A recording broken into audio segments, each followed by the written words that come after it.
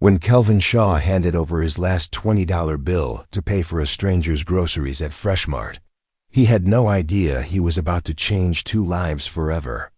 The single father, juggling 3 jobs just to keep food on the table for his teenage son, didn't hesitate when he saw a well-dressed woman's card get declined at the checkout. What he didn't know was that Natalie Hughes wasn't just any customer. She was the billionaire heiress who owned every Freshmart store in the country, secretly conducting a social experiment to test whether kindness still existed in America. She had been visiting stores incognito for months, deliberately creating situations to see if strangers would help. But when this exhausted father sacrificed his family's dinner money for someone he'd never met, she discovered something she never expected to find. This is the story of how one act of selfless generosity exposed the truth about wealth, poverty, and what it really means to be rich. Before we jump back in, tell us where you're tuning in from, and if this story touches you, make sure you're subscribed, because tomorrow, I've saved something extra special for you. The fluorescent lights of Freshmart cast their familiar harsh glow over the Millbrook shopping district as Kelvin Shaw pushed his squeaky-wheeled cart down aisle 7. It was 6:47 p.m. on a Tuesday, and the store buzzed with the quiet desperation of weeknight grocery runs. Working parents grabbing last-minute dinner ingredients, elderly customers carefully comparing prices, teenagers buying energy drinks with crumpled dollar bills. Kelvin's cart contained exactly 14 items, each one carefully calculated against the $23.47 in his worn leather wallet, 2 boxes of generic mac and cheese, a loaf of day-old bread marked down to 99 cents, a small jar of peanut butter, a gallon of milk that would expire in 2 days, and a bag of frozen mixed vegetables that had seen better days, but was currently on sale for $2. He paused in front of the meat section, studying the prices with the intensity of a scholar analyzing ancient texts. His 15-year-old son Tyler had been growing like a weed lately, constantly hungry, constantly asking for seconds that Kelvin couldn't always provide. The cheapest ground beef was $4.99 per pound, but that would mean sacrificing something else, maybe the milk or the vegetables. "Excuse me," a soft voice said behind him. Kelvin turned to see a woman roughly his age, maybe 35, with shoulder-length auburn hair and wearing a navy blue wool coat that probably cost more than his monthly rent. She was beautiful in that effortless way that suggested good genetics and better skincare products, but there was something approachable about her smile. "Sorry, am I in your way?" Kelvin asked, moving his cart aside. "No, not at all. I was just wondering." She glanced at the meat selection. "Do you know if they have any sales on chicken? I'm terrible at finding the deals." It was an odd question from someone who looked like she shopped at Whole Foods, but Kelvin had learned not to judge. Maybe she was just being friendly, or maybe everyone was struggling more than they let on these days. "Actually, yeah," he said, pointing to a small yellow sticker partially hidden behind a display. "Chicken thighs are buy one, get one half off through Thursday. Better deal than the ground beef if you're feeding a family." "Thank you so much," she said, her smile genuine. "I'm Natalie, by the way." "Kelvin, and no problem. I've gotten pretty good at hunting down the deals around here." They chatted briefly about the store layout and the challenge of grocery shopping on a budget, though Natalie seemed more interested in asking questions than sharing her own experiences. There was something almost studious about her attention, like she was taking mental notes. 15 minutes later, Kelvin found himself in line behind her at checkout. She had a cart full of organic produce, name-brand items, and what looked like ingredients for several elaborate meals. He tried not to calculate the cost of her groceries, but old habits died hard. Easily over $200, maybe $300. The teenage cashier, whose name tag read Brandon, began scanning her items with the mechanical efficiency of someone halfway through an 8-hour shift. Organic kale, grass-fed beef, artisanal pasta sauce, free-range eggs, imported cheese. That'll be $287.43, Brandon announced. Barely looking up, Natalie reached into her designer handbag and pulled out what appeared to be a standard credit card. She inserted it into the chip reader and waited. After a few seconds, the machine beeped with an error tone. Try it again, Brandon said with the weary patience of someone who'd dealt with this situation countless times that day. Natalie tried again. Same beep, same error message flashing on the small screen. Card declined. Do you have another card? Brandon asked, already reaching for the phone to call a manager. Yes, of course, Natalie said, fumbling through her wallet. She pulled out another card, tried it, declined. A third card. Also declined. The line behind them was growing longer. Kelvin could hear the subtle sounds of impatience, shifting feet. Quiet sighs, someone checking their phone with slightly too much force. The woman in front of him was clearly embarrassed, her cheeks flushing pink as she searched through her purse with increasing desperation. I'm so sorry, she said to Brandon, then turned to address the line behind her. I don't understand what's happening. These cards worked this morning. Kelvin found himself thinking about Tyler, who was probably at home right now finishing his homework at their small kitchen table, expecting his dad to return with something resembling a decent dinner. The $20 bill in Kelvin's wallet was literally all the money he had until Friday's paycheck from his overnight custodial job at the office complex downtown. But watching this woman, Natalie, standing there with her shoulders slightly hunched in mortification, he couldn't just stand by and do nothing. Hey, he said, stepping forward. Don't worry about it. I've got this. Natalie turned to look at him, her eyes wide with surprise. Oh no, I couldn't possibly. It's fine, Kelvin said, already pulling out his wallet. We've all been there. Sometimes the banks just go crazy for no reason. He handed his $20 bill to Brandon, then reached into his pocket and pulled out 3 more crumpled 20s that he'd been saving for Tyler's school lunch money for the rest of the week. Sir, that's only $80, Brandon said, looking confused. Her total is $287.43. Kelvin looked at the receipt total, then at his meager contribution. The mathematics of the situation hit him like a cold splash of water. His $80 wouldn't even cover a third of her groceries. Right, of course, he said, feeling foolish. Maybe we can figure out which items are most essential? But Natalie was staring at him with an expression he couldn't quite read. It wasn't gratitude exactly, or embarrassment.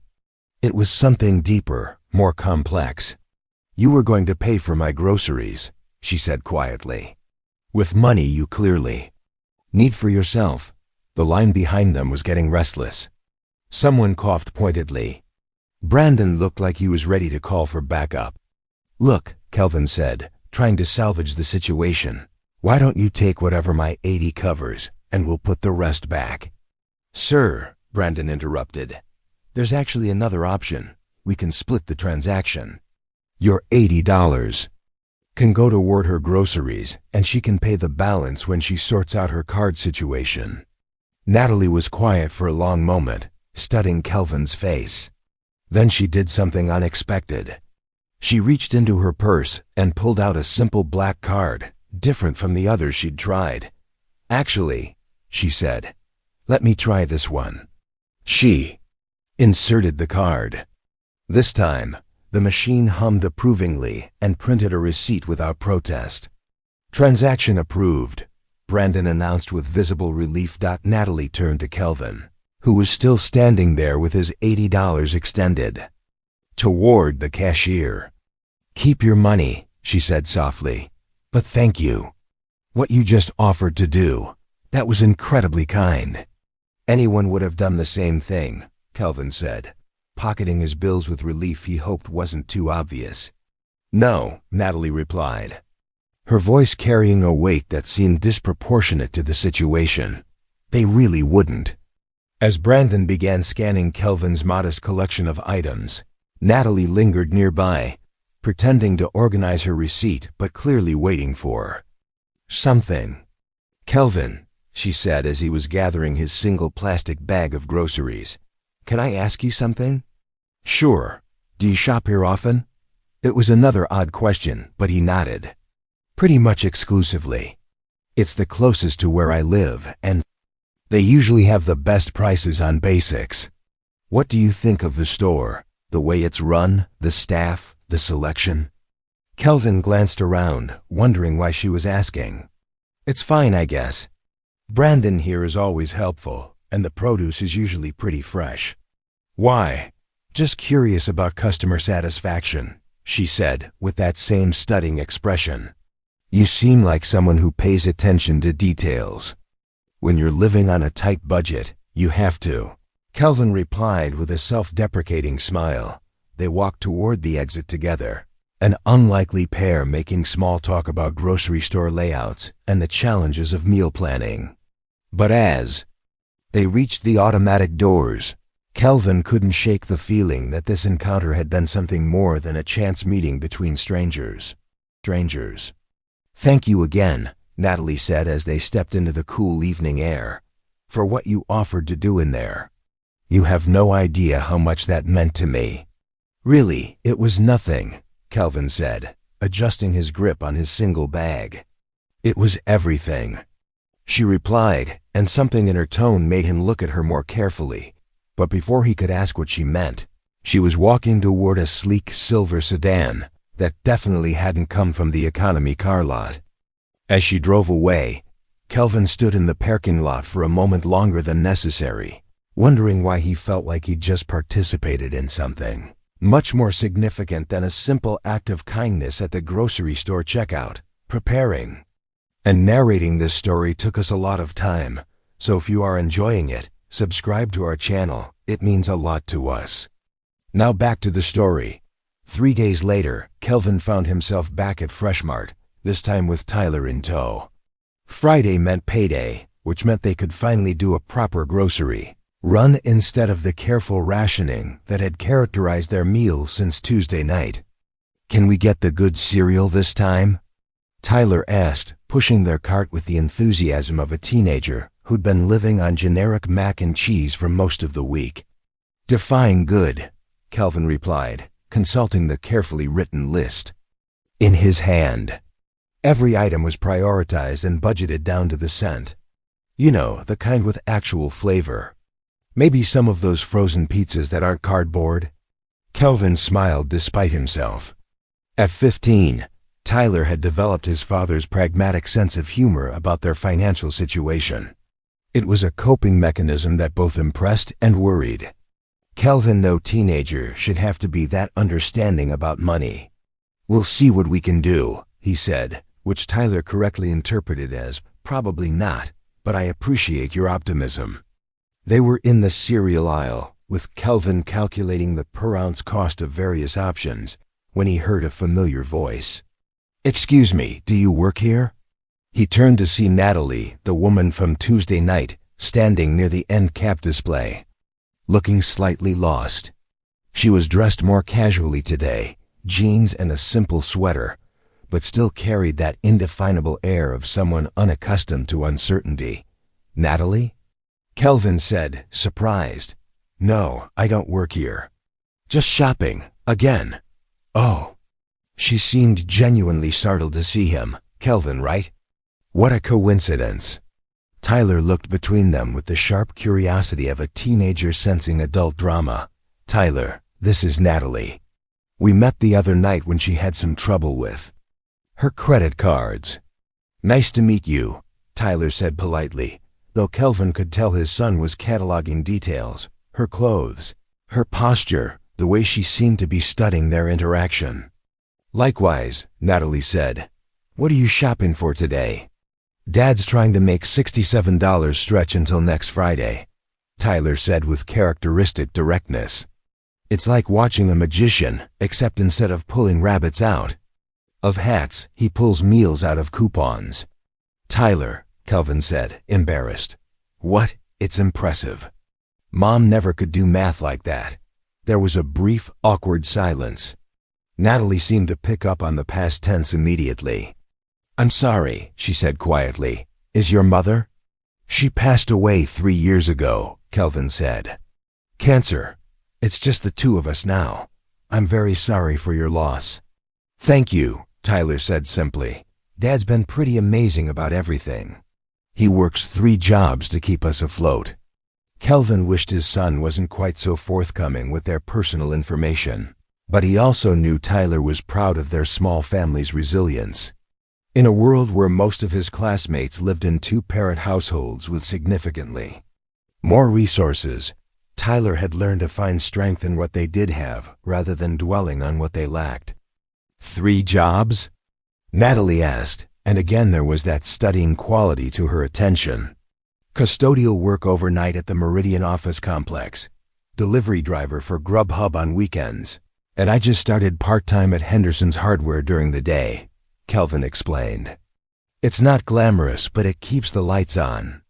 "When do you sleep?" she asked, and there was genuine concern in her voice. "Sleep is overrated," Kelvin said with a tired smile. "I catch a few hours here and there." Tyler rolled his eyes.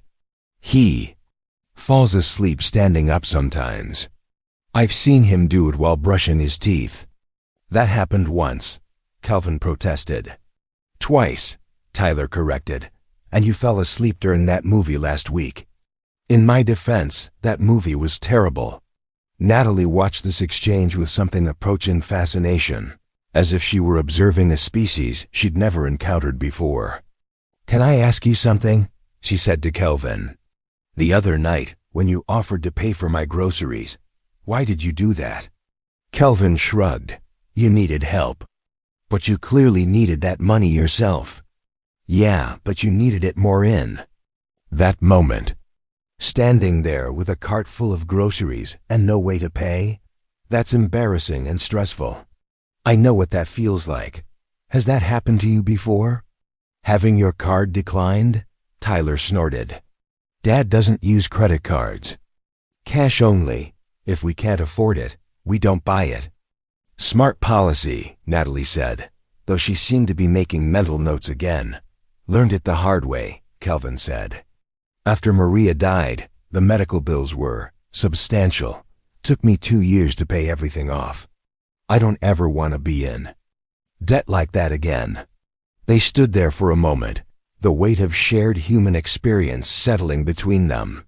Then Tyler, with the perfect timing of a teenager, broke the moment. "So what are you shopping for?" he asked Natalie. "More organic everything?" Natalie looked confused. "Organic everything?" "Your cart the other night," Kelvin explained. "Pretty much all organic produce, grass-fed beef, the expensive stuff." "Oh, right," she said, as if she'd forgotten. "I'm trying to eat healthier." "Must be nice to have that option," Tyler said without any trace of bitterness. "We mainly shop the discount section. Dad's gotten really good at turning almost expired vegetables into decent meals." "Tyler," Kelvin warned again.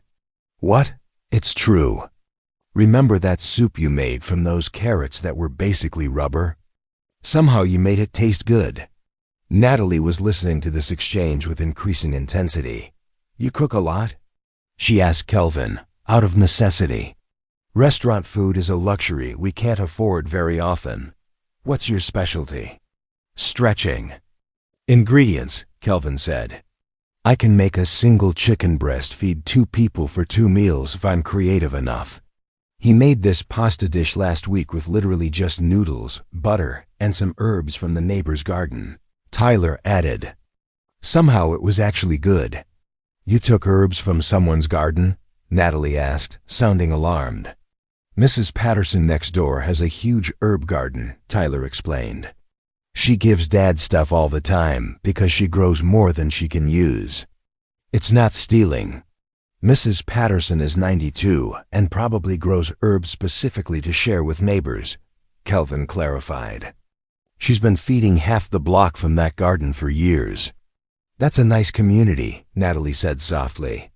"Bellwood Heights isn't fancy, but people look out for each other," Kelvin agreed. "When Maria was sick, Mrs. Patterson brought us dinner." 3 times a week, Mr. Rodriguez from 2 houses down drove Tyler to school when I was working double shifts. It's that kind of neighborhood. Sounds wonderful, Natalie said, and there was something wistful in her tone. You don't have that where you live? Tyler asked with characteristic directness. Not really, no. My neighborhood is more private. Boring, you mean? Tyler grinned. No offense, but rich neighborhoods always seem kind of lonely on TV. Tyler. Kelvin was mortified. You can't just assume. It's okay, Natalie said, looking amused rather than offended. He's not wrong. It can be lonely. They continued shopping together, an unlikely trio wandering the aisles of Freshmart. Natalie asked endless questions about budgeting, meal planning, and what Kelvin looked for when choosing between products. She seemed genuinely fascinated by his strategy of buying less expensive ingredients and compensating with creativity and technique. You really think about every purchase, she observed as they stood in the canned goods aisle. When every dollar matters, you have to, Kelvin said. This can of tomatoes costs 30 cents more than that one, but it's got better flavor and no added sugar. Sometimes the extra 30 cents is worth it for quality. Sometimes it's not, and you stretch the budget with seasoning instead. How do you know so much about cooking? YouTube University, Tyler interjected. Dad watches cooking videos during his lunch breaks. I learned to cook by necessity after Maria died, Kelvin explained. She was the one who handled most of the meal planning. When it was just Tyler and me, I had to figure it out fast. Turns out I actually enjoy it. He's really good at it too, Tyler said proudly. His spaghetti carbonara is better than any restaurant. I doubt that, Kelvin said, but he was clearly pleased by his son's praise. What's carbonara? Natalie asked. Both Kelvin and Tyler stared at her. Seriously? Tyler said. It's like the most basic Italian pasta dish. Eggs, cheese, bacon, black pepper. Super simple but really good when done right. I don't cook much, Natalie admitted. I usually eat out or order in. Every night? Tyler asked, incredulous. Most nights. That must cost a fortune, Kelvin said. Without thinking, then immediately looked embarrassed. Sorry, that's none of my business. No, you're right. It probably does cost a lot. I've never really thought about it. They finished their shopping and found themselves walking toward the checkout lanes together. Kelvin's cart contained the usual carefully curated selection of budget-conscious choices. Natalie's cart, he noticed, was much smaller this time, just a few items that seemed almost randomly selected. Light shopping day? He asked. I'm still figuring out this whole grocery thing, she said.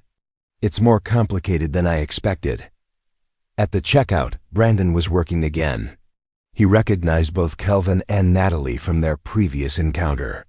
How's it going tonight? He asked cheerfully. No card troubles this time, I hope. No troubles, Natalie said. That was just a weird glitch the other night.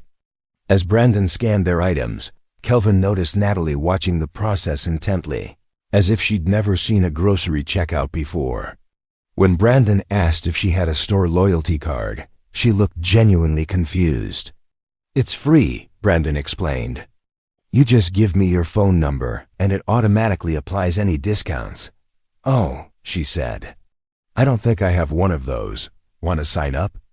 It'll save you money on future purchases. Natalie glanced at Kelvin, who nodded encouragingly. Sure, she said, though she seemed uncertain about providing her phone number. After they'd both paid and were walking toward the exit, Tyler asked the question that had been clearly building in his mind all evening. So what do you do for work? He asked Natalie.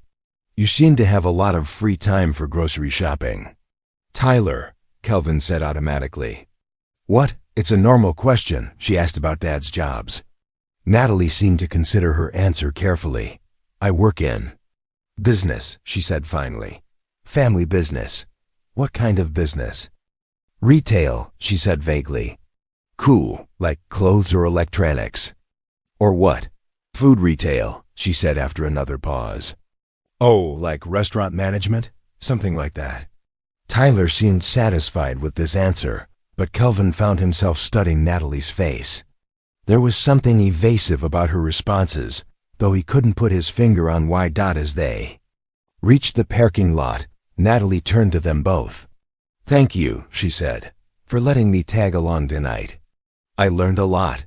About what? Tyler asked. About grocery shopping. About life, I guess. Anytime, Kelvin said. Maybe we'll run into each other again. I hope so, she said, and something in her tone suggested she meant it more than casual politeness would require. As they watched her drive away in her silver sedan, Tyler looked up at his father. She's weird, right? He said. Weird how? I don't. No, nice weird, but definitely weird. Like she's pretending to be normal or something. Kelvin found himself nodding. Tyler had a good eye for people, and something about Natalie did feel performative, though not in a malicious way. Maybe she's just shy, he said. Some people aren't comfortable talking about themselves.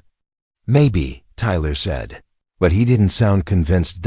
As they loaded their groceries into Kelvin's 15-year-old Honda Civic, neither of them could have imagined that their chance encounter with the mysterious woman from the grocery store was about to reshape both of their lives in ways they never could have anticipated. 5 years ago, Kelvin Shaw's life looked completely different.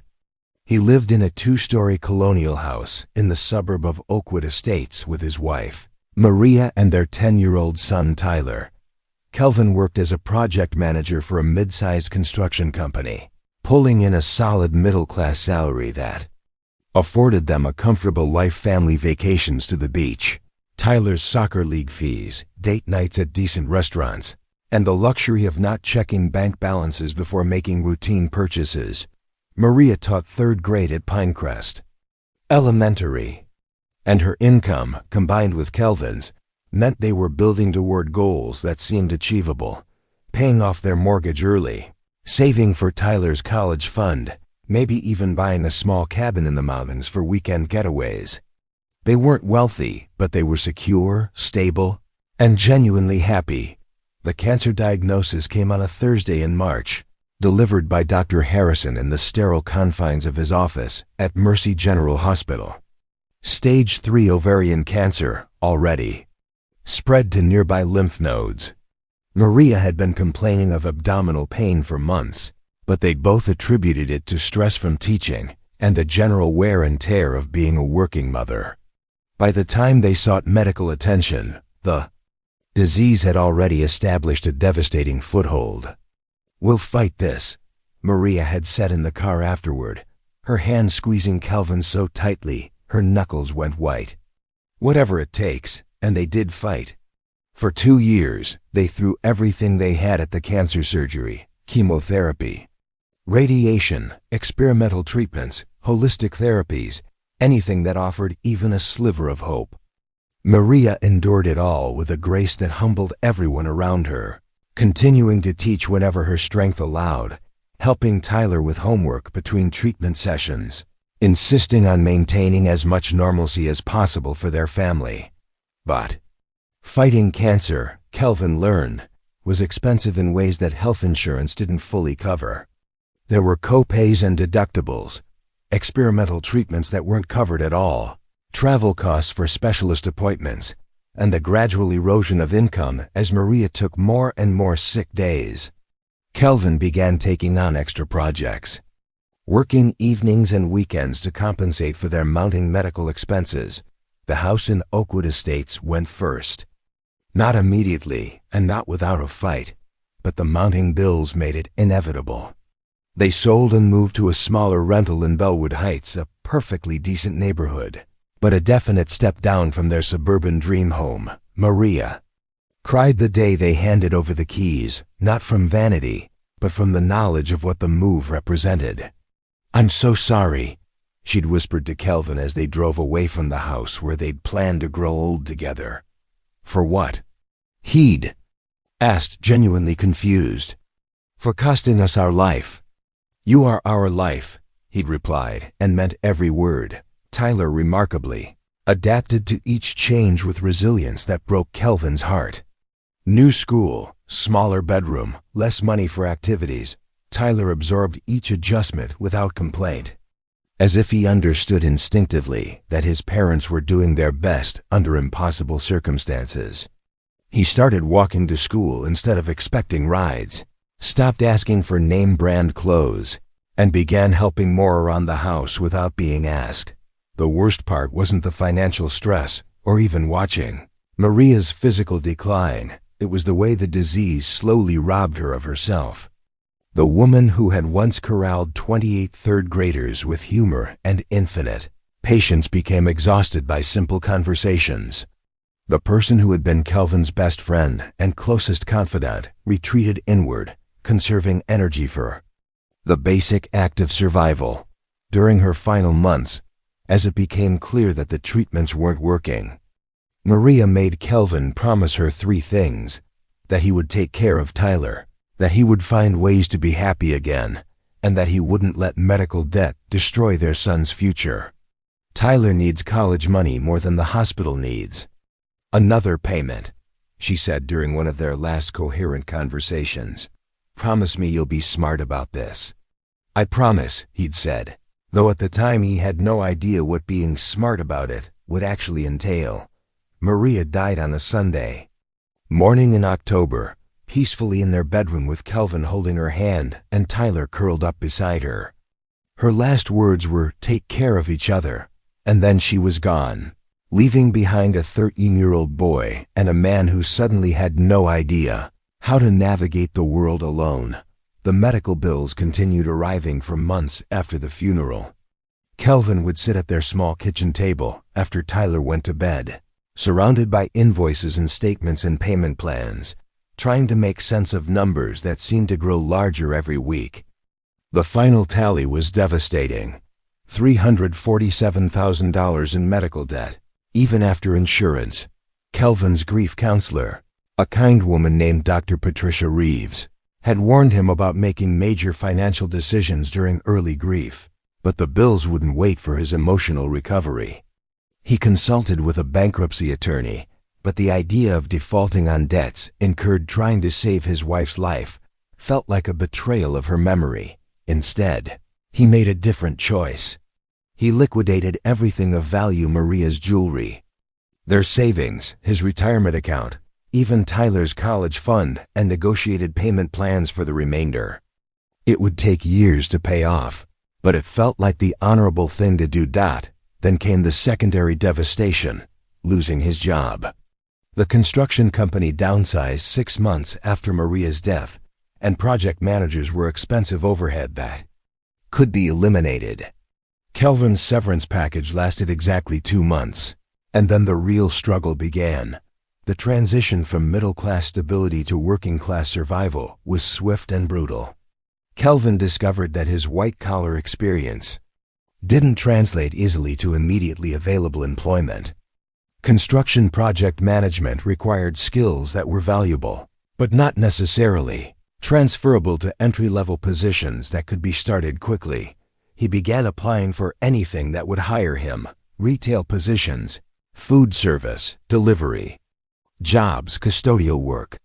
The first few interviews were humbling exercises in explaining why a former project manager was seeking employment: stocking shelves or mopping floors.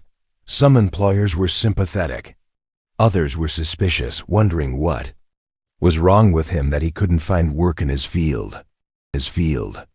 The overnight custodial position at Meridian Office Complex was the first steady job he found. It paid $12 an hour, which wasn't much, but it was consistent work with predictable hours that allowed him to be home when Tyler left for school and when he returned in the afternoon.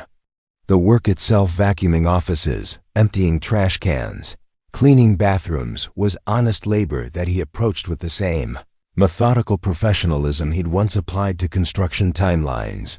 Tyler never complained about their reduced circumstances, but Kelvin noticed the changes. His son stopped mentioning activities that cost money, learned to appreciate generic brands, and became an expert at finding free entertainment.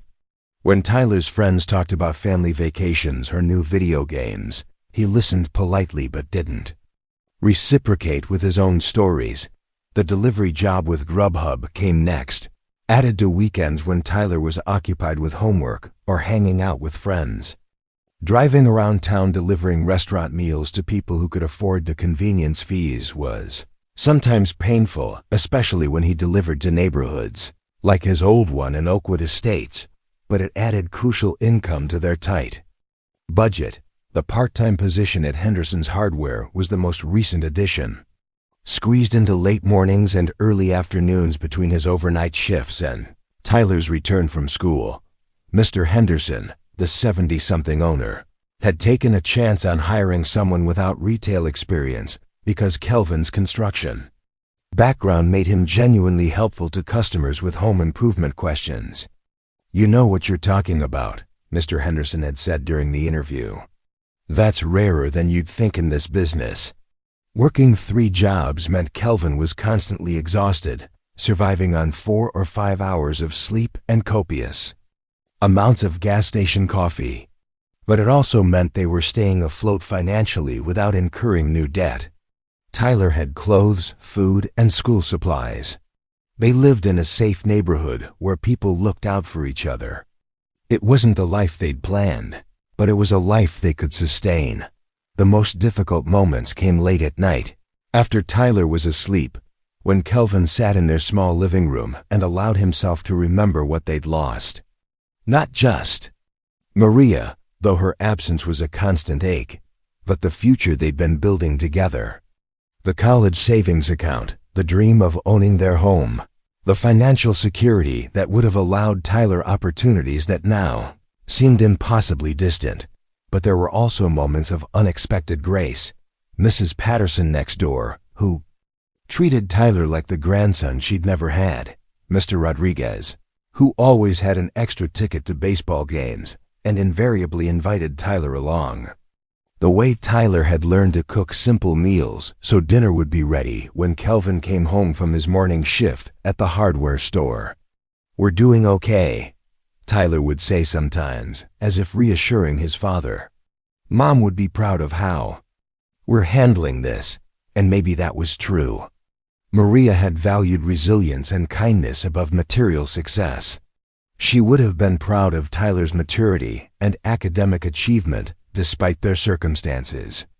She would have been proud of Kelvin's refusal to declare bankruptcy, his commitment to honest work, his determination to provide stability for their son. Most of all, she would have been proud of the way they took care of each other, just as she'd asked. The encounter with Natalie at Freshmart was unusual not because Kelvin wasn't accustomed to helping people. He'd been raised to offer assistance when he could, but because it represented a luxury he rarely allowed himself. Spending money on someone else's groceries, even money he couldn't really afford to lose, felt like a throwback to the person he'd been before medical bills and job loss had taught him to calculate every financial decision. But in that moment, seeing a stranger in distress, Kelvin had acted on instinct rather than arithmetic. It felt good to be generous again, even briefly, even when he couldn't afford it. It reminded him that despite everything they'd lost, he was still the person Maria had married, someone who believed in helping others when they needed it most. That night, after Tyler had gone to bed, Kelvin sat in their small living room and thought about the woman from the grocery store. There had been something unusual about her, something that didn't quite add up. But whatever her story was, he was glad he'd offered to help. Some things were more important than money, and kindness was one of them. Natalie Hughes had never set foot in a grocery store until she was 32 years old. This wasn't the result of an unusual phobia or a privileged upbringing, well, not entirely, but rather the natural consequence of being born into a family that owned the largest grocery chain in the country. Hughes Family Markets had been founded by her great-grandfather Edmund Hughes in 1923 with a single store in downtown Portland.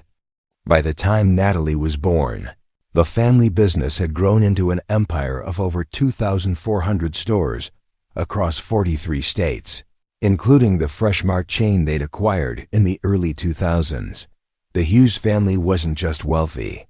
They were grocery store royalty, with their names on foundations, hospital wings, and university buildings throughout the Pacific Northwest. Natalie had grown up in Rosehaven, an exclusive gated community where houses were measured in tens of thousands of square feet and privacy was maintained by strategic landscaping and discreet security teams.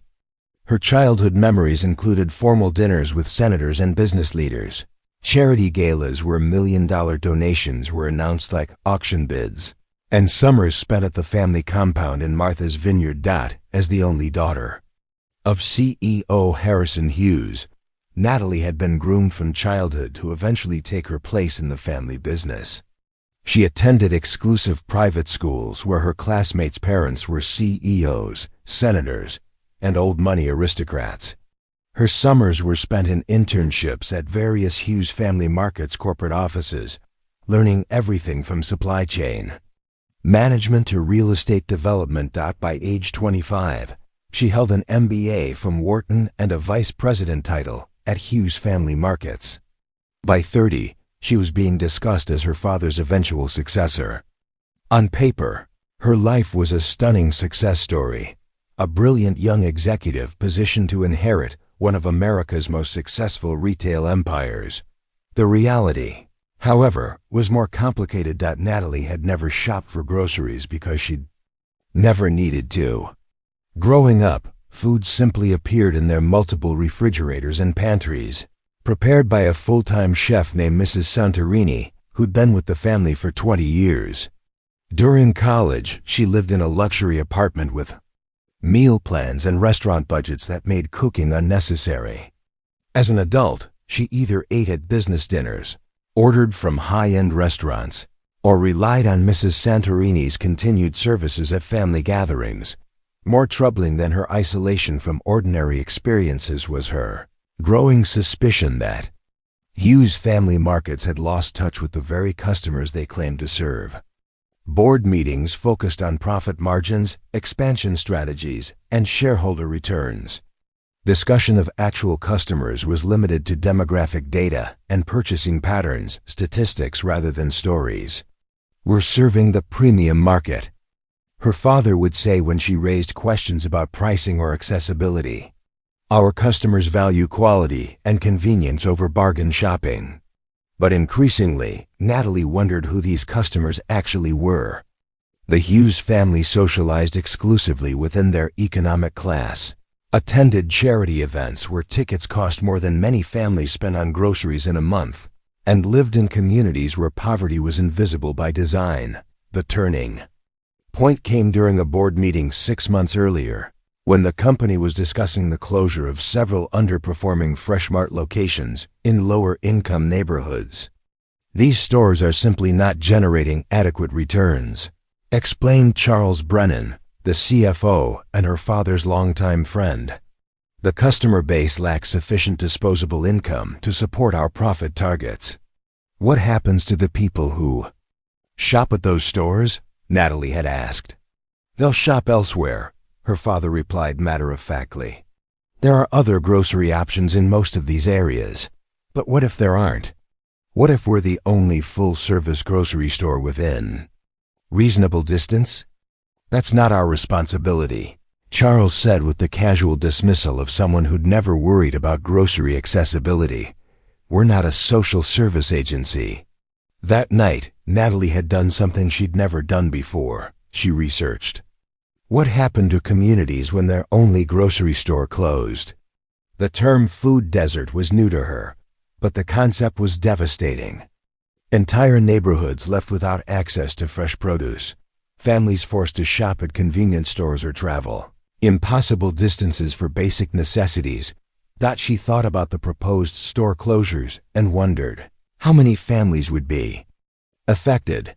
She wondered whether anyone in Hughes Family Markets corporate offices had ever considered the human cost of their business decisions. She wondered whether she herself had become so insulated from reality that she no longer understood the lives of the people who shopped in their stores, That's when she conceived what she privately called the humanity test. The idea was simple: visit Hughes Family Market stores incognito, blend in with regular customers, and observe what it was actually like to shop in their establishments. Not the carefully choreographed store visits that executives typically made announced in advance, with managers prepared and everything polished, but real, unplanned encounters with genuine customers and staff. She started with stores in middle-class neighborhoods, places where she felt relatively confident she could blend in without revealing her identity. She learned to dress down, shopping at department stores instead of designer boutiques, choosing clothes that looked expensive, enough to seem normal, but not so expensive as to attract attention. The first few visits were educational in basic ways. She learned how to use shopping carts, navigate store layouts, and decipher sale prices. She observed families making careful purchasing decisions, comparing prices per ounce, and using coupons with mathematical precision. She watched elderly customers examining expiration dates and young parents calculating whether they could afford both diapers and fresh vegetables. But she also began to notice things that troubled her. Produce that was overpriced relative to quality, staff members who seemed overworked and undertrained, checkout lines that moved slowly because the stores were consistently understaffed, customers who left items behind at the register when their total exceeded their available money. After a month of visiting middle-class stores, she decided to expand her experiment to lower-income neighborhoods, the very areas where corporate was considering store closures. These visits required more careful preparation. She couldn't drive her luxury sedan to these neighborhoods without attracting attention, so she rented unremarkable cars. She studied local dress codes and shopping patterns, learning to match the economic presentation of the customers around her. What she discovered in these stores shook her understanding of the family business. Customers who walked through every aisle checking prices before making any purchases. Parents explaining to disappointed kids why they couldn't afford certain items. Elderly people using calculators to ensure they didn't exceed their budgets. Workers holding second jobs shopping for groceries at 11 p.m. because those were the only hours they had available. She saw customers return items they'd already selected when their totals exceeded their expectations. She watched families debate whether to buy fresh vegetables or shelf-stable alternatives based purely on cost considerations. She observed the complex mathematics of poverty decisions she'd never had to make and never realized other people faced every day. Most disturbing was the realization that Hughes Family Markets was often the expensive option in these neighborhoods. Their premium positioning meant that families struggling financially were paying more for basic necessities than they would at discount chains. The very people who most needed affordable food were being charged premium prices for the privilege of shopping at stores that were considering abandoning their neighborhoods entirely. The night she witnessed a mother explaining to her young daughter why they couldn't afford both school lunch money and fresh fruit, Natalie sat in her rental car in the store parking lot and cried for 20 minutes. Not from pity, but from shame. Her family's wealth had been built, in part, on the money this mother couldn't afford to spend. She began carrying cash to these stores, hoping to find opportunities to help without revealing her identity. She paid for groceries for elderly customers whose cards were declined. She covered the difference when families came up short at checkout. She left generous tips for baggers and helped customers carry groceries to their cars. But these small gestures of assistance felt inadequate against the larger realization that her family's business model might be fundamentally problematic. How could they claim to serve communities while pricing out the very people who lived in those communities? The plan to test customers more systematically emerged from these observations. Instead of just observing, she wanted to understand what motivated people to help strangers. Were the small acts of kindness she occasionally witnessed genuine expressions of human decency, or were people helpful only when it cost them nothing? She began deliberately creating situations where she appeared to need assistance simulating card declines, pretending to be lost, asking for help with heavy items. The responses varied dramatically. Some customers ignored her entirely. Others offered minimal, grudging assistance. But a few like Kelvin Shaw responded with immediate, generous kindness that seemed entirely disproportionate to their own. Circumstances. The encounter with Kelvin at Fresh Mart had been particularly profound because of the mathematics involved. She'd watched him calculate the cost of every item in his cart with the precision of someone for whom every dollar mattered. She'd seen him choose generic brands and day-old bread, selecting items with the careful consideration of someone operating within severe financial constraints, and yet, when faced with her apparent crisis, he'd offered his entire $20 bill without hesitation. Not just offered, insisted, despite her protests. He'd been prepared to sacrifice his family's dinner money for a complete stranger's convenience. That night, after her encounter with Kelvin and Tyler, Natalie had returned to her penthouse apartment in the Meridian Towers and sat in her designer kitchen, surrounded by appliances she'd never used and cabinets stocked with expensive foods she barely touched. The contrast was stark and uncomfortable. She'd called her father to discuss the store closure plans. "I think we should reconsider closing those locations," she'd said. "We've been through this, Natalie. The numbers don't work. What if we made them work? What if we adjusted our profit expectations for stores in underserved communities?" "That's not how business works," Harrison replied with the patience of someone explaining basic concepts to a slow student. "Shareholders expect consistent returns across all locations. What about corporate responsibility? Community impact? Our responsibility is to our shareholders and our employees. We can't save every neighborhood grocery store in America." But after meeting Kelvin Shaw, Natalie wasn't sure she agreed with that assessment anymore. She was beginning to suspect that her family's definition of success might be incomplete, that their understanding of their customers was dangerously limited, and that their business model might be missing something crucial about human decency and community responsibility. The question was what to do with these realizations. How do you change a multi-billion-dollar company built on principles you're beginning to question? How do you challenge a family legacy that's been successful for nearly a century? And most immediately, how do you reconcile the gap between the person you've been raised to be and the person you think you should become? 2 weeks after their second encounter at Fresh Mart, Natalie found herself genuinely shopping for groceries for the first time in her life. Not conducting research or running experiments, but actually needing food for her apartment because she decided to try cooking for herself rather than ordering restaurant meals every night. The irony wasn't lost on her that the heiress to a grocery empire was learning to navigate grocery stores at age 32. But she was determined to understand this basic human experience that had been foreign to her entire life. She chose the Fresh Mart in Bellwood Heights, Kelvin's neighborhood, partly because she'd become familiar with its layout during her previous visits, and partly because she harbored a secret hope of running into him again. Their conversations had become the most genuine human interactions she'd experienced in months, perhaps years. Natalie was struggling with the produce selection, trying to determine how to identify ripe avocados, when she heard Tyler's distinctive voice from the next aisle over. "Dad, we're out of that pasta sauce you make.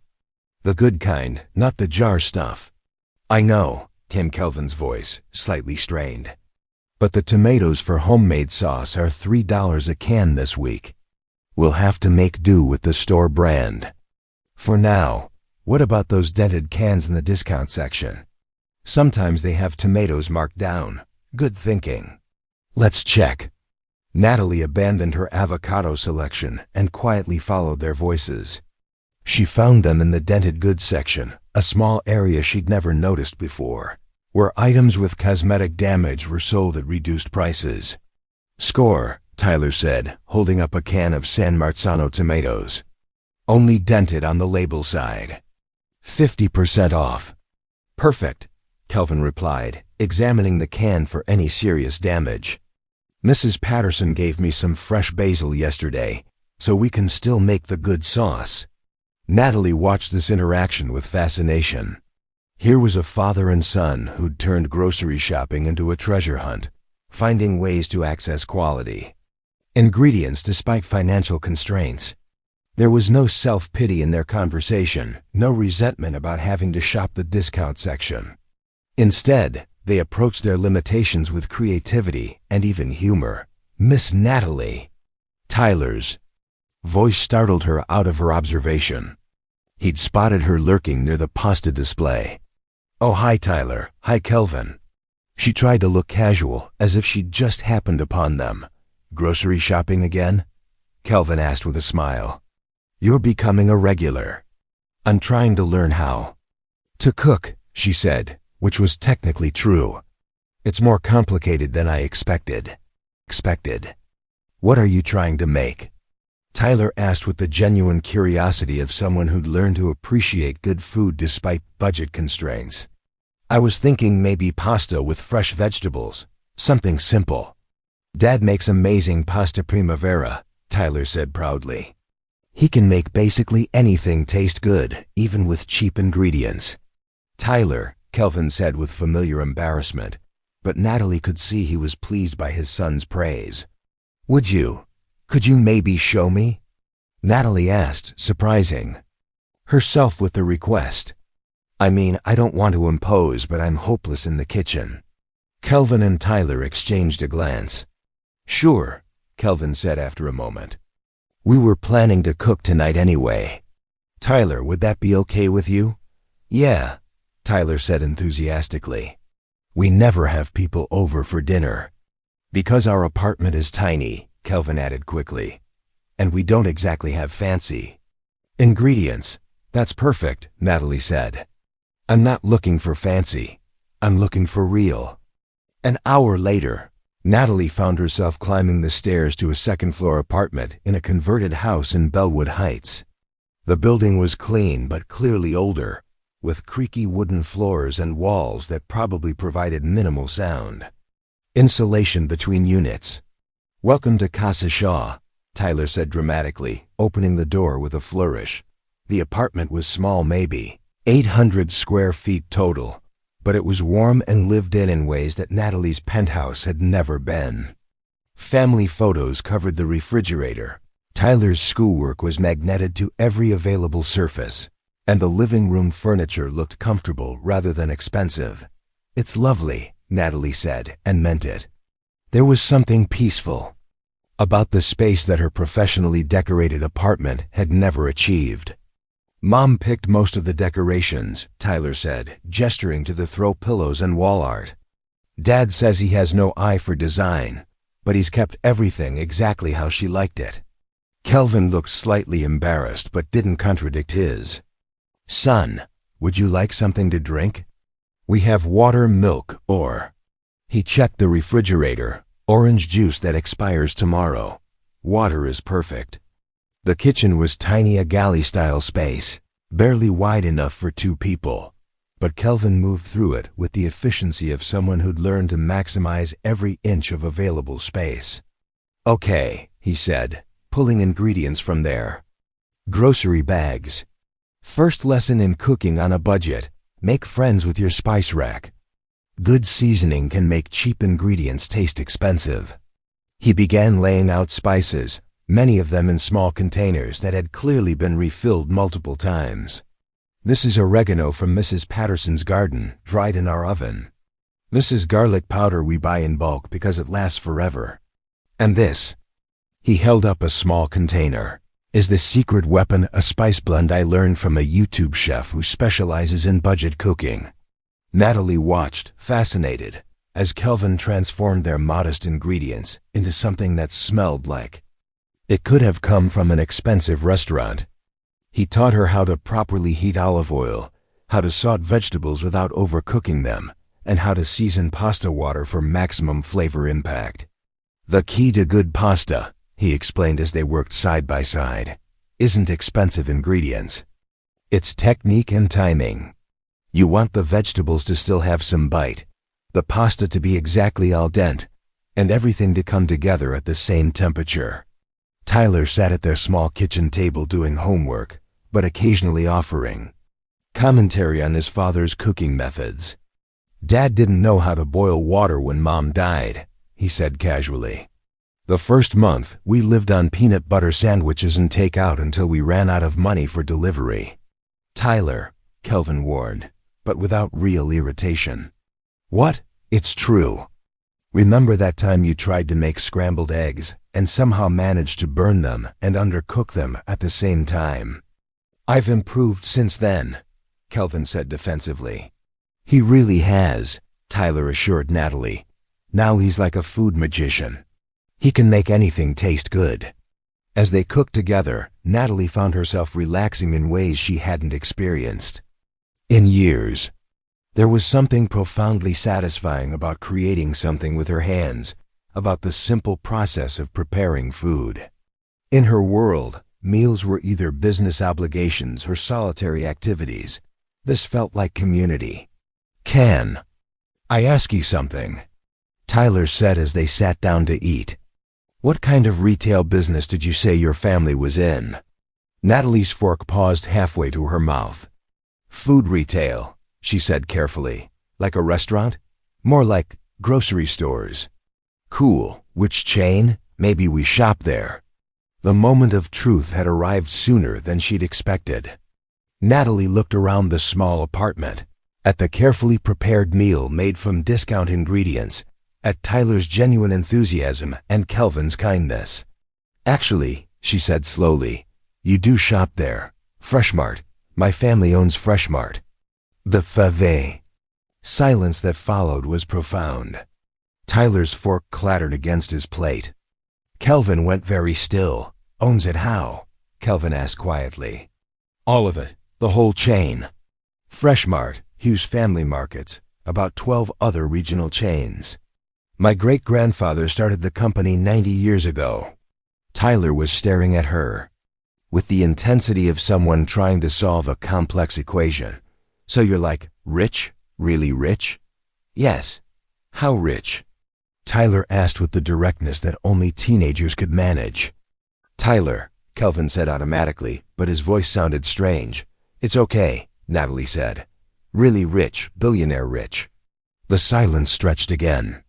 Kelvin was looking at her with an expression she couldn't read, not anger exactly, but something close to it. "Why?" he asked finally. "Why what? Why are you here? Why the act? The pretending you didn't know how to shop for groceries, the card being declined, all of it?" Natalie took a deep breath. "Because I wanted to understand what it was actually like. Shopping in our stores, I mean. Making decisions about food-based. On price, living on a budget." "You wanted to understand poverty," Tyler said, and there was an edge to his voice that hadn't been there before. "I wanted to understand our customers. Real customers, not the statistics and demographics we talk about in board meetings. So we were like an experiment?" Tyler's voice had gone quiet. "No," Natalie said quickly. "It started that way, but it's not that anymore. Meeting you, talking with you both, seeing how you live, how you take care of each other, it's changed everything for me." Kelvin stood up abruptly and walked to the kitchen window, staring out at the street below. "The card being declined," he said without turning around. "That was fake, yes. And I offered to pay for your groceries with money I couldn't afford to lose because I felt sorry for you. Yes. Well, you're worth more money than I'll see in 10 lifetimes. Yes." Tyler was looking back and forth between them, processing the implications. "So when Dad gave you our grocery money, you knew we needed it more than you did." "I didn't know how much you needed it then," Natalie said. "But yes, I knew I didn't need it at all." Kelvin turned around, and his face was calm in a way that was somehow more frightening than anger would have been. "I think you should leave," he said quietly. "Kelvin, please let me explain. You've explained enough." His voice was steady but final. "You came here to study us like lab rats. You got what you wanted. Now please leave." Natalie stood up, tears beginning to form in her eyes. I know how this looks, but it's not what you think. Yes, it started as research, but meeting you both has been the most real experience I've had in years. You've changed how I see everything. Great, Tyler said, his voice bitter. We helped a billionaire have feelings. What do we win? Tyler, no. It's fine, Tyler continued, standing up as well. It's actually kind of funny, right? Dad felt bad for you because your card got declined, so he gave you his last $20. And you let him. You stood there and let a single father who works 3 jobs give you his family's food money because you wanted to see what poor people were like. Each word hit Natalie like a physical blow. You never meant what? Kelvin asked. To hurt us? To lie to us? To make us feel stupid for being kind to someone who is pretending to need help. I'm not pretending anymore, Natalie said desperately. I do need help. I need to understand how to be a better person, how to make our business better, You need to leave, Kelvin repeated. Now, Natalie gathered her purse with shaking hands. At the door, she turned back one more time. For what it's worth, she said quietly, you're both extraordinary people. And I'm sorry I wasn't honest with you from the beginning. Are you going to write about us? Tyler asked suddenly. In some report for your board meetings? No, Natalie said. This was never about that. But you'll go back to your penthouse and your private chef and your life where you never have to think about grocery prices again. I don't know, Natalie said honestly. I don't know what I'm going to do. She walked down the stairs and out into the evening air, leaving behind the warmest, most genuine dinner she'd ever experienced, and 2 people who'd shown her more about human decency in a few weeks than she'd learned in 32 years of privilege. As she sat in her car in front of their building, Natalie realized that Tyler was right about one thing. She could go back to her old life, pretend this had all been an interesting experiment, and continue living in the insulated bubble of extreme wealth. But she also realized that after tonight, she didn't want to be that person anymore. The question was whether it was too late to become someone different, and whether 2 people she'd deeply hurt would ever give her the chance to try. For 3 days after the dinner revelation, Kelvin couldn't shake the feeling of being played for a fool.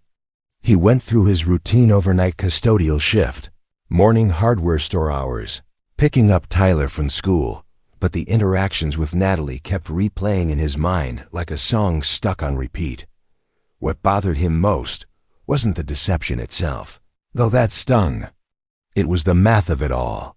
While he'd been calculating whether he could afford an extra can of tomatoes, she'd been conducting what amounted to a social science experiment using real people's lives as her laboratory. You're thinking about her again, Tyler observed on Thursday evening as they sat in their living room.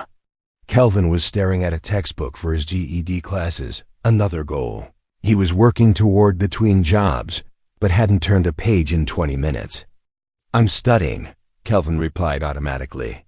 Dad, you've been on the same page about logarithms for half an hour, and I can see your jaw doing that clenching thing it does when you're mad. Kelvin sighed and closed the book. At 15, Tyler had developed an uncomfortable ability to read his father's moods. I keep thinking about what she said, Kelvin admitted, about wanting to understand what it's like to live on a budget. Like we're some kind of fascinating case study. Maybe. That's not what she meant, Tyler said, though his voice carried its own uncertainty. Then what did she mean? Tyler was quiet for a moment, picking at a loose thread on their second-hand couch. I don't know, but she seemed really upset when we asked her to leave. Like genuinely upset, not just embarrassed about getting caught. Of course she was upset. Her experiment got exposed. Or maybe she actually cares about us. Kelvin looked at his son sharply. Tyler, she lied to us for weeks. She watched me offer her money we couldn't afford to lose and said nothing. Yeah. That was messed up, Tyler agreed. But remember what she said about wanting to understand how to be a better person. What if she meant that? What if she didn't? They sat in silence for a while, both lost in their own thoughts. Finally, Tyler spoke again. Can I tell you something without you getting mad? I'm not promising anything, but go ahead. When she was here cooking with us, she seemed, I don't know, happy? Like, actually happy in a way that didn't seem fake. And when we were at the store together, she asked really good questions about budgeting and stuff.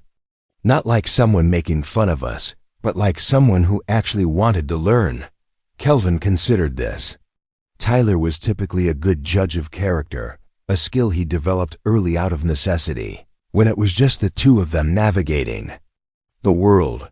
You think I'm being too hard on her, Kelvin said. I think maybe she's more confused than mean. Like, imagine if you grew up never having to think about money, never understanding what it was like for other people.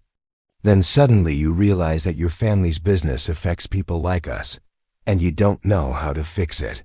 Since when did you become so wise about human nature? Tyler grinned. I learned from the best. You're always telling me that people deserve second chances if they're genuinely trying to do better. Friday afternoon brought an unexpected visitor. Kelvin was arriving home from his hardware store shift when he found Natalie sitting on the front steps of their building. She looked different, less polished, wearing jeans and a simple sweater, her hair pulled back in a casual ponytail. What are you doing here? He asked, though not unkindly. Waiting for you, she said, standing up. I know you asked me to leave, and I respect that.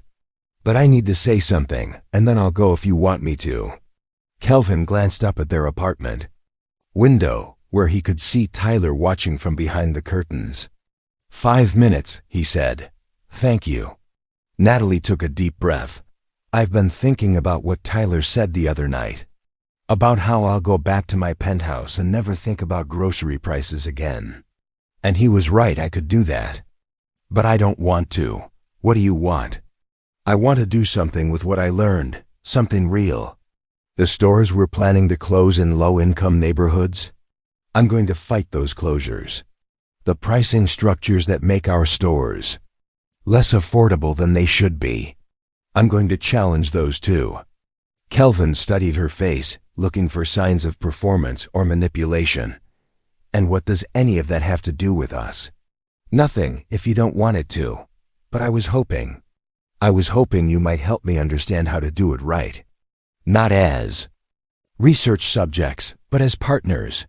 People who know what it's actually like to navigate the system I've been insulated from my whole life. Partners? Kelvin's voice carried skepticism. I don't mean financially, I mean your expertise, your perspective. I've realized I don't know anything about the real impact of our business decisions. But you do. You live it every day. The conversation was interrupted by Tyler opening the front door. Sorry, he said, but I could hear you guys from upstairs, and the walls are thin. Can she come up? I want to hear what she's actually proposing. Kelvin looked between his son and Natalie, weighing options. Finally, he nodded toward the stairs. 5 more minutes, he said. But this time, I want complete honesty. No more experiments, no more games. If you're serious about change, prove it. Back in their small living room, Natalie sat on the edge of the couch while Kelvin and Tyler took the chairs across from her. The dynamic felt different this time, less social, more like a negotiation. Okay, Kelvin said. You said you want to fight store closures and pricing problems. How? I don't know yet, Natalie admitted. That's the problem. I've spent my whole life in boardrooms talking about profit margins and market positioning, but I've never understood the human cost of those decisions. So you want us to teach? You, Tyler said. I want to learn, yes. But more than that, I want to make sure that any changes I try to implement actually help people, instead of just making me feel better about myself. Kelvin leaned back in his chair. What exactly are you proposing? Honestly, I'm not sure. I know that sounds terrible, but I'm realizing I don't even know the right questions to ask. When I met you both, I thought I was conducting research about customer behavior. But what I actually learned was that I've been living in a bubble that's completely disconnected from the reality of most people's lives. She paused, gathering her thoughts. Can I tell you about the board meeting that started all this? Kelvin nodded. We were discussing closing several Fresh Mart stores in lower income neighborhoods because they weren't generating enough profit. When I asked what would happen to the people who shopped there, my father said they'd shop elsewhere. Like it was that simple. Maybe for some people it is that simple, Tyler said. But not for everyone, Natalie continued. I started researching. What happens when neighborhoods lose their grocery stores? Food deserts, they're called. Entire communities left without access to fresh produce or affordable groceries. I realized we weren't just closing stores, we were abandoning communities. So, why don't you just keep those stores open? Kelvin asked. Because I don't have that power yet. My father is still CEO, and the board makes decisions based on profit projections, not community impact. If I want to change how the company operates, I need to prove that there's a business case for doing things differently. And you think we can help you figure that out? I think you understand things I've never had to consider. Like how families actually make grocery decisions. What factors matter most when you're shopping on a tight budget? Which store policies help customers, and which ones create barriers? Tyler was quiet for a moment, then asked, What's in it for us? The directness of the question seemed to surprise Natalie. What do you mean? I mean, why should we help you? You already have everything you could possibly want. We're the ones struggling to afford groceries. If you really want to help people like us, why not just use your money to do it directly? Kelvin felt a surge of pride at his son's mature questioning. That's a fair question, Natalie said. And honestly, I could write checks to individual families or donate to food banks. But that wouldn't change the underlying system that creates food insecurity in the first place. If I want to make lasting change, I need to understand how to run a grocery business that actually serves communities instead of extracting profit from them. You're talking about changing $1 billion company, Kelvin said. That seems impossible. Maybe it is. But maybe it's not. The thing is, I'll never know unless I try. And I can't try intelligently without understanding what success would actually look like for the people our stores are supposed to serve. Tyler looked at his father.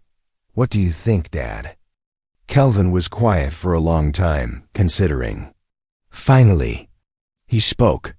I think, he said slowly, that if you're serious about this, you need to understand that it's not just about lowering prices or keeping stores open. It's about dignity. The way customers are treated, the way employees are treated, the way businesses interact with their communities. Can you give me an example? Example? The dented goods section where Tyler found those tomatoes, Kelvin said. That's not just about discounted prices. It's about recognizing that some customers need those savings and making them available without making people feel ashamed for using them. Natalie was listening intently, clearly taking mental notes. Or the way cashiers handle situations when customers can't afford their full order, Tyler added.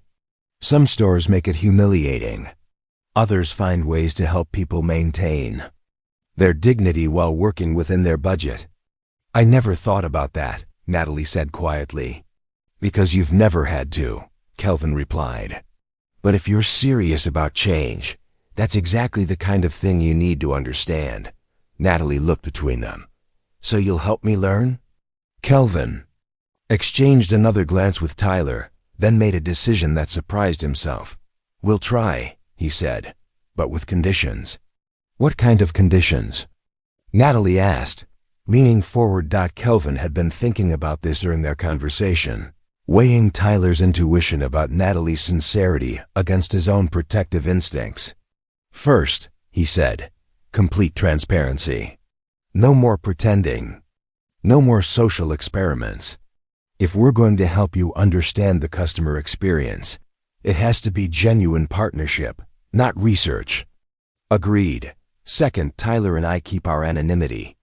We're not interested in being poster children for whatever changes you implement. Our names, our story, our situation, that stays private unless we specifically agree otherwise, of course. Third, Tyler jumped in. You have to really listen. Not just to us, but to other customers, other families, other employees.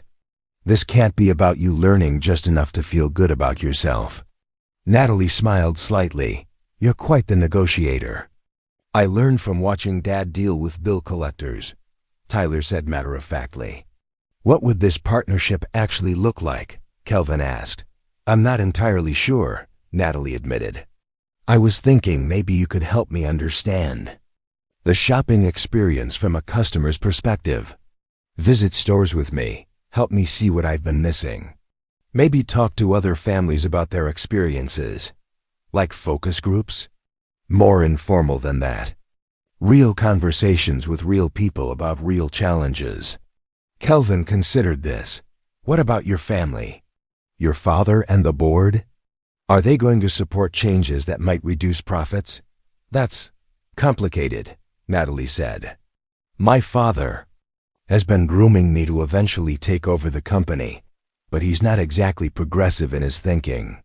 I'll need to build a business case that proves community-focused policies can be profitable too. And if they can't be? Tyler asked. If helping people costs money that shareholders don't want to spend, then I'll have to decide what kind of person I want to be, Natalie said quietly. And what kind of legacy I want our family business to have. The weight of that statement settled over the room. Kelvin found himself studying Natalie's face again, looking for signs of performance or calculation. What he saw instead was uncertainty and determination in equal measure. Okay, he said finally, let's try this. But we start small, and we see how it goes.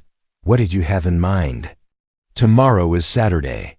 Tyler and I usually do our weekly grocery shopping in the morning. You come with us not as an observer, but as someone learning to shop on a real budget. We'll give you $40. And see what you can accomplish, Tyler grinned. That's our actual grocery budget for the week? $40 for 3 people's groceries? Natalie looked genuinely shocked. Welcome to the real world, Tyler said cheerfully. Think you can handle it? Yes, I want to try. And after that, Kelvin continued, if this feels like it's working, we can talk about other ways to help. Maybe visiting some of those stores you're planning to close, talking to customers and employees about what they actually need. But you have to promise, Tyler added seriously, that if we tell you something is a bad idea, you'll listen. Just because you have money doesn't mean you automatically know what's best for people who don't. I promise, Natalie said. And Tyler? Thank you for giving me another chance, both of you. I know I don't deserve it. Everyone deserves a second chance if they're genuinely trying to do better, Kelvin said, echoing the philosophy he'd been teaching Tyler. But third chances are earned, not given, understood. As Natalie prepared to leave, Tyler had one more question. Can I ask you something personal? Sure. When you were pretending to be normal at the grocery store, were you happy? Like, actually, enjoying yourself?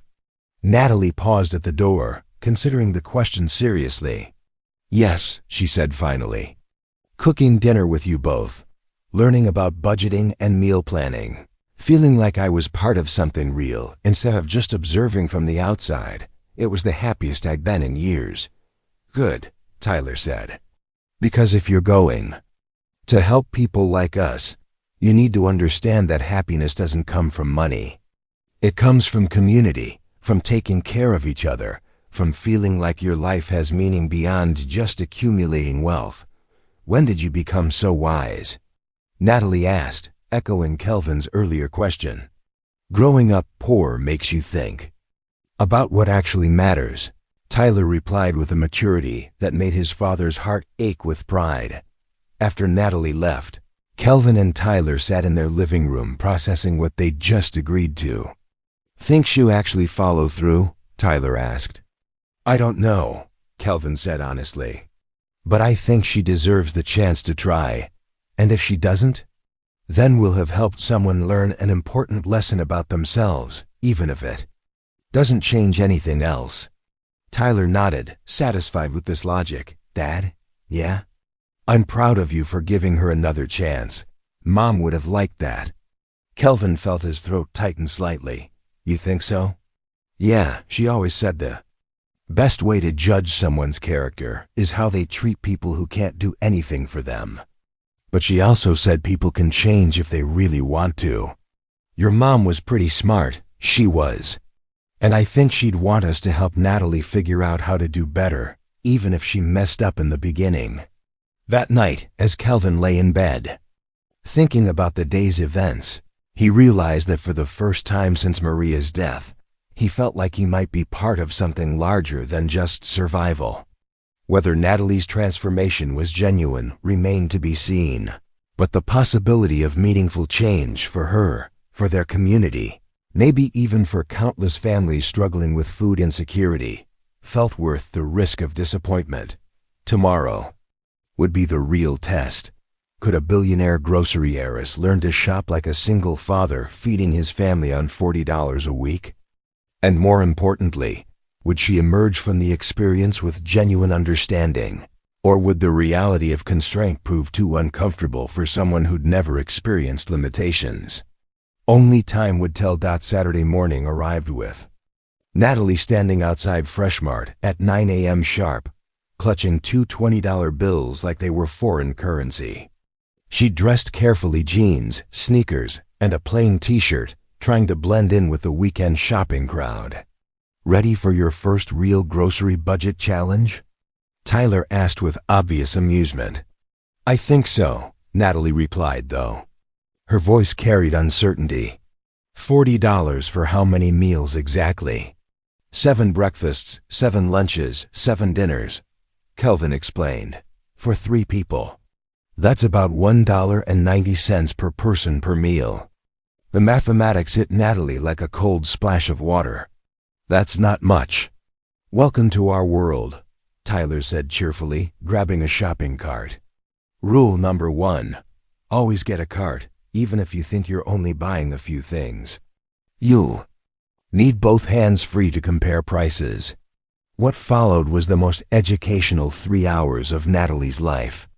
Under Kelvin and Tyler's patient guidance, she learned to calculate price per ounce, identify genuine sales versus marketing tricks, and make strategic decisions about where to invest their limited dollars. Generic pasta is fine, Tyler explained as they stood in the pasta aisle.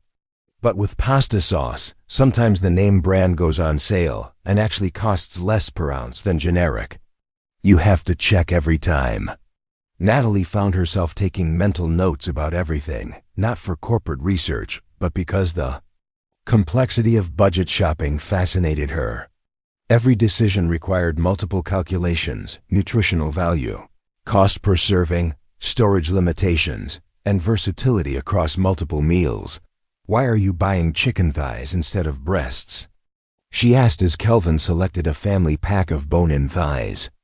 Thighs are half the price and actually taste better if you cook them right, he explained. Plus, I can use the bones to make stock for soup later in the week. With chicken breasts, you pay extra for convenience, but we've got time to do the work ourselves. By the end of their shopping trip, they'd managed to stretch the $40 into a week's worth of meals: oatmeal and bananas for breakfast, peanut butter sandwiches for lunch, and creative dinners built around affordable proteins and seasonal vegetables. How do you feel? Kelvin asked as they loaded their purchases into his car. Exhausted, Natalie admitted, and impressed. I had no idea how much thought and strategy went into every purchase. Now imagine doing that calculation for a family of 4 on $30 instead of $40, Tyler said.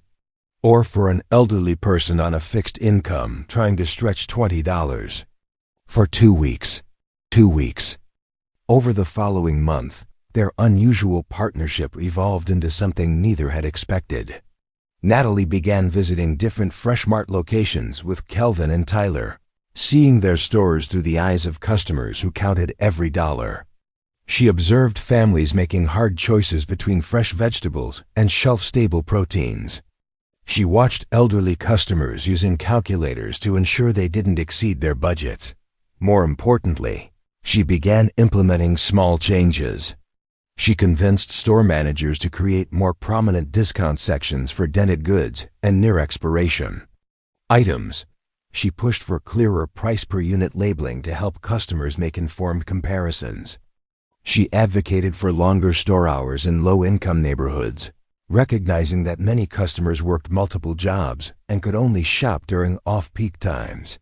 "The board is starting to notice your advocacy," her father mentioned during a family dinner at the Hughes estate.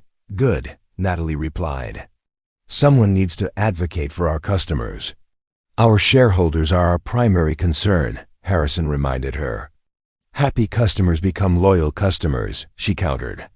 "Loyal customers drive long-term profitability. It's not as complicated as everyone makes it seem." The real transformation, however, was personal. Spending time with Kelvin and Tyler had shown her what family actually looked like, not the formal dinners and scheduled interactions of her childhood, but the daily care and consideration that real love required. She found herself looking forward to their grocery store visits and the dinners that followed, where Tyler would help with homework while Kelvin cooked simple meals that somehow tasted better than anything from her usual expensive restaurants. "You seem different," Tyler observed one evening as they worked together preparing vegetables for soup. "Different how?" "Happier. Like you're actually enjoying yourself instead of just going through the motions." Natalie considered this.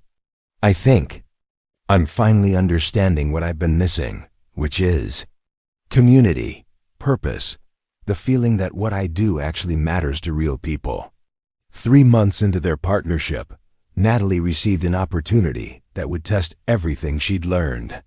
The board was reconsidering the store closures in low-income neighborhoods, and she'd been asked to present alternative strategies. "This is it," she told Kelvin and Tyler over dinner in their small apartment. "The chance to actually implement changes instead of just talking about them." "Are you ready?" Kelvin asked. "I think so, but I'm going to need your help with the presentation. Real stories, real numbers, real impact." "You've got it," Tyler said without hesitation. "But remember, if they don't listen, if they choose profits over people, that tells you everything you need to know about what kind of company you're really working for, and what kind of person you want to be." Kelvin added quietly as she drove home that night to her penthouse apartment. Natalie realized that somewhere along the way, the small apartment in Bellwood Heights had started feeling more like home than the luxury she'd known her entire life. The question now was whether she could bring that sense of authentic connection and purpose into the corporate boardroom, or whether the two worlds were simply incompatible. 6 months later, Natalie stood in the same Fresh Mart where she'd first met Kelvin, but everything had changed. The board presentation had been successful, not immediately, but eventually. After heated discussions and careful financial projections, Hughes Family Markets had implemented her community partnership initiative. The stores slated for closure remained open with adjusted profit expectations. Pricing structures had been revised to be more accessible. Employee training now included sensitivity about customers facing financial constraints. "Miss Hughes," Brandon, the cashier, called out as she entered the store. "Tyler's dad is in aisle 7 if you're looking for them." She found Kelvin and Tyler in the produce section, but this time their shopping looked different. Their cart contained fresh vegetables, quality proteins, and brand name items mixed with their usual strategic selections. "How did the promotion celebration dinner go?" she asked, referencing Kelvin's recent advancement to day shift supervisor at the hardware store, a position that came with better pay and benefits. "Amazing," Tyler said, grinning. "Dad actually bought the good ice cream without checking the price first." "It was a moment of weakness," Kelvin said, But he was smiling too. As they shopped together, Natalie reflected on how their weekly grocery trips had evolved from desperate budget challenges to collaborative planning sessions. She'd moved out of her penthouse 6 months ago, choosing a modest apartment just 2 blocks from theirs. The proximity wasn't coincidental. "Your father called again," she mentioned to Kelvin as they headed to checkout. "About the consulting contract." Harrison Hughes had initially resisted his daughter's relationship with a customer, but Kelvin's insights into community needs had proven so valuable that the company now paid him as an official community liaison consultant. "Still thinking about it," Kelvin replied. "It would mean better financial stability for Tyler's college fund." At the checkout, Natalie handed her card to Brandon, the same card that had been declined 8 months earlier. But this time, when the machine beeped with an error, it was a genuine malfunction. "Let me," Kelvin said, pulling out his wallet, with the easy confidence of someone no longer counting every dollar. "I've got it," Tyler said, producing his own debit card from his first part-time job. All 3 of them laughed at the absurdity, each trying to pay for groceries that any of them could now afford. "Some things never change," Natalie said as they walked to the parking lot together. "The important things do," Kelvin replied, taking her hand. "We just learned which ones actually matter." That evening, as they prepared dinner in Kelvin's kitchen, now equipped with better cookware, thanks to his improved circumstances, Tyler made an observation that captured everything. "You know what's funny?" he said, stirring pasta sauce. "We're probably the only family in America where the mom got richer and the dad got a better job. And somehow we all ended up happier just because we learned how to grocery shop together." "I'm not your mom," Natalie said automatically, though her cheeks flushed. "Yet," Tyler replied with characteristic directness, making both adults laugh. Later, as they sat around their small table sharing a meal that represented so much more than food, Natalie understood what Tyler meant. She'd spent 32 years accumulating wealth and status, but she'd never felt as rich as she did in this moment, surrounded by people who'd chosen to love her not because of what she could give them, but because of who she'd learned to become. Grocery store heiress who'd once tested humanity's kindness had discovered something better than experimental data. She'd found her own humanity, reflected in the generosity of a single father who'd been willing to share his last $20 with a stranger. And in learning to deserve that kindness, she'd finally learned what it meant to be truly wealthy. Up next, you've got 2 more standout stories right on your screen. If this one hit the mark, you won't want to pass these up. Just click and check them out. And don't forget to subscribe and turn on the notification bell so you don't miss any upload from us.